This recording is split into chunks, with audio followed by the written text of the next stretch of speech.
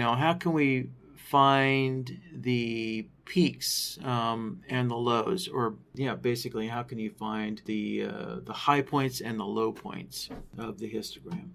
So example right there. How can you identify those points, those inflection points, right? That's what those are inflection points.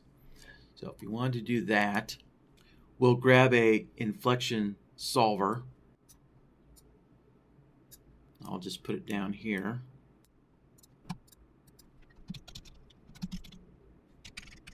There.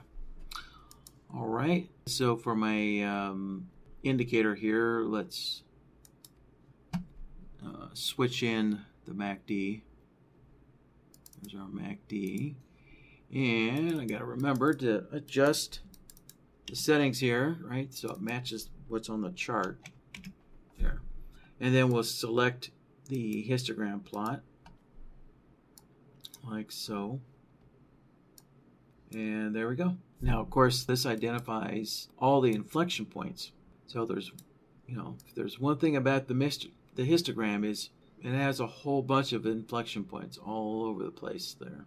Let's see, George is asking, can we filter them above a certain level? You bet.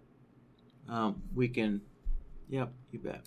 So we can basically take a modified threshold solver here, right? So this threshold solver, right, is just checking to see if the histogram is above or below 0, but we can make a modified version to see, well, is the histogram above 20 or like below 20, or maybe 15 is a little better. Something like that. To do that, let's move that out of the way. All right, so let me grab another threshold solver. There we go. Let's put that down there. All right, we'll check. I'll just use 15 here. We'll check to see if the histogram, is above 15 or below -15. All right, so for our input, let's select that MACD again. And again, I got to change my settings there. Select the histogram plot. And so next, let's put in, right, our threshold levels. So we want to know if, right, the histogram goes above +15 or below -15. Right. Now I put 15 in twice to remove BloodHound's fuzzy logic here. And right, there we go. Let me just plug or turn on the outputs here, right? If I remove one of the extra 15s, if I go 15 0, right, look at the short side here, right? You can see we're getting a fuzzy logic type of output. So most people just want on or off, right? No fuzzy logic. So that's why you put your threshold level in twice. That basically strips out fuzzy logic there, right?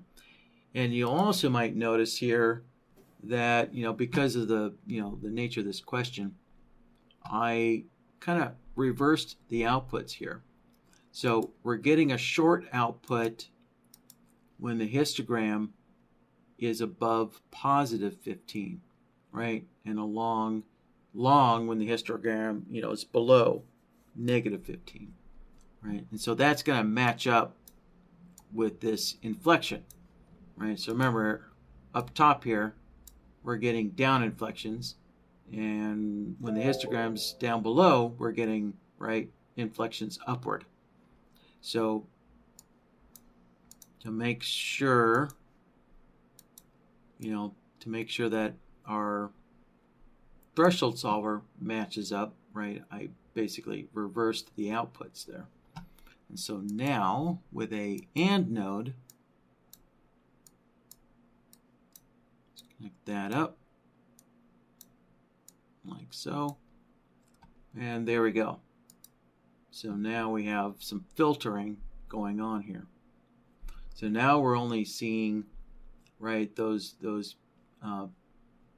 peaks, right? So when the peak turns, reverses direction, right? Now we're only seeing those peak reversals above 15 or below negative 15. So again, probably, the key to this is our threshold solver and setting up our threshold levels here.